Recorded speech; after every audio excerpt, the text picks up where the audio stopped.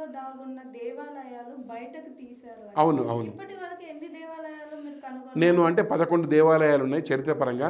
ఇక మొన్నే లాస్ట్ ఒక 1 మంత్ బ్యాక్ 12వ దేవాలయం ఉంది. అది మట్టి దిబ్బల కింద ఉంది, చాలామందికి తెలియవు పాపం. అది వెలుగులో తీసుకొచ్చి కాకుండా 2 నగరాలు ఉన్నాయి. మరకట మణిపురం, అది విష్ణుకుండిల కాలం నాటిది. ఎంతోమంది చరిత్ర పరిశోధకులు, మా గురుగారు బిఎన్ శాస్త్రి గారు చేశారు, పరబ్రహ్మ శాస్త్రి గారు చేశారు, ఎంతోమంది మహానుభావులు వెలుగులోకి తీసుకొచ్చారు. కానీ మనకు ఆధారాలు దొరకల. అయితే మాకేంటంటే తాళపత్ర గ్రంథాల ద్వారా ఆధారాలు దొరికాయి కాబట్టి అలనాటి మరకత మణిపురమే మరపడగా. మళ్ళీ అదే కాకుండా మనకు పాండవులలో మన ఈయన ఎవరు, మన రాముడి కాలంలో అయోధ్యను పరిపాలించినటువంటి రాముడి యొక్క ముత్తాతలైనటువంటి కాకుత్స మహారాజు యొక్క వంశీకుడైనటువంటి కుపేంద్ర మహారాజు కుప్పానగర్ అనే ఒక నగరం ఉంది. ఆ కుప్పానగర్ కూడా నా పరిశోధనలో దొరకడం జరిగింది. ఎవ్వరు ఏమన్నా అనుకోని, ఇది వాస్తవం. ఈనాడు ఎంతోమంది చెప్పుకున్నాను కూడా ఆ ఆధారాలతో సహా మనకి లభ్యమయ్యాయి. అట్లా 2 నగరాలు 12 దేవాలయాలు కనుగొనడం జరిగింది. అయితే ఆ దేవాలయాల్లో కొన్ని ఏమో పైన ఉన్నాయి, పైన ఉన్న వాటిని దాన్ని మంచి చేసేసి దులిపి చక్కగా అవన్నీ చేసేసి వెలుగులోకి తీసుకొచ్చి శాసనాలు ఉన్న వాటిని మంచి చేసేసి మళ్ళీ వెలుగులోకి తెచ్చినటువంటి ఉన్నాయి. అట్లా నందికంది కూడా శాసనాలు ఆల్రెడీ ఇంతకుముందు చేస్తున్నారు మరి పురావస్తు శాఖ వాళ్ళు, ఉమ్మడి ఆంధ్రప్రదేశ్ వాళ్ళు. కానీ ఏంటంటే ఇంకో అండర్గ్రౌండ్స్ లోపల అక్కడే దాని పక్కనే ఇంకో టెంపుల్ దొరికింది. అట్లా నందికంది, కల్పగూరు, మళ్ళీ ధర్మారావుపేటది కూడా వరంగల్ జిల్లా ధర్మారావుపేటది కూడా ఆల్రెడీ ఉంది. కానీ ఏంటంటే దానికి ఇంకా లోపల ఊర్లో ఇంకో టెంపుల్ కూడా ఉంది. కానీ విలేజర్స్ కూడా ఒప్పుకోవాలి కదా. అట్లా వెలుగులోకి తీసుకురావడం జరిగింది.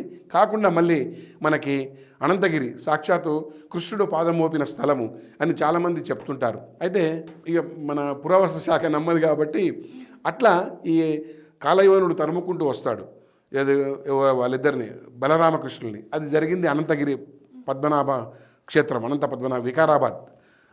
అక్కడ మనకి సాక్షాత్తు 2 టెంపుల్స్ దొరికినాయి. అవి కూడా నేను వెలుగులోకి తేవడం జరిగింది. అది ఉమ్మడి ఆంధ్రప్రదేశ్లో ఉన్నప్పుడు. అప్పుడు చెన్నారెడ్డి గారని ఆర్కియాలజీ డిపార్ట్మెంట్ అనంతపురం ఆయన ఉన్నారు. పాప ఆ మహానుభావుడు నన్ను పిండాడు, నువ్వు తీసుకురా అని. అట్లా జరాసంగం దగ్గర ఉన్నటువంటి కుప్పానగర్ ఆ వస్తువులు దొరికినవి, విలువైనవి. అవి కూడా నేను ప్రభుత్వానికి అందజేయడం జరిగింది. ఈ ప్రభుత్వంలో రాకముందు నేను ఎంఆర్ఎఫ్లో అసిస్టెంట్ సూపర్వైజర్గా పనిచేసేవాడిని. అక్కడ మనకి తవ్వకాల్లో ఈ యొక్క తాళపత్ర గ్రంథాలు, శరభాంకలింగ సదాశివపేట, అక్కడ మనకి ఈనాడు చరిత్ర గర్భంలో మాకు సిద్దిపేట, సదాశివపేట, జోగిపేట ఇవన్నీ చాలా ఉన్నాయి. అట్లా సిద్దిపేట, నేను పుట్టిన ఊరు పుల్లూరు, సిద్దిపేటలో పెరిగాను. అట్లా సిద్దిపేట, సదాశివపేట ఒకే రకంగా ఉంటాయి. అట్లా చరిత్ర గర్భంలో ఇక్కడనే కవులు ఉన్నారు, ఇంటింటికి కవి సిద్దిపేటలో. కానీ అక్కడ ఇంటింటికి తాళపత్ర గ్రంథాల చరిత్ర, కానీ ఇవ్వడానికి భయపడతారు. అట్లా నేను ఇప్పటికీ 200 ప్రాచీన తాళపత్ర గ్రంథాలు ఎవరైనా సరే ముద్రణ చేయిస్తానంటే నేను ఇచ్చేస్తాను. ముద్రణ చేసి వెలుగులోకి రావాలి, అవన్నీ దాచిపెట్టి ఏం లాభం.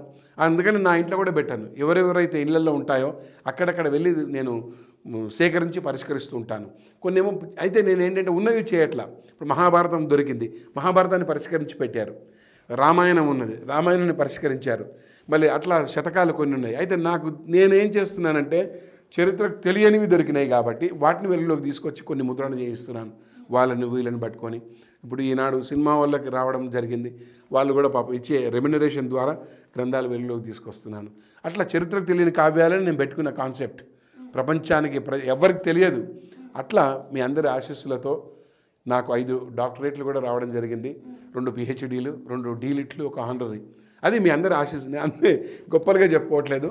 ఇంకా విద్య 2 యూనివర్సిటీస్ కూడా ఇప్పుడు నాకు ఇవ్వడానికి ఉన్నారు. అయితే ఏంటంటే నాకు సరస్వతి కంటే కూడా లక్ష్మీదేవి రావాలని కోరుకుంటూ, అవి గ్రంథాలు వెలుగులోకి రావాలని కోరుకుంటూ నాకు ఈ యొక్క దాని మీద పట్టు ఉంది కాబట్టి వెలుగులోకి తీసుకొస్తున్నాను మీ అందరి ఆశీస్సులతో. ముఖే సరస్వతి సహస్ర వాగ్వీ భవేత్, సహస్ర ఫణి వాగ్వీ భవత్, ఇది యథార్థ.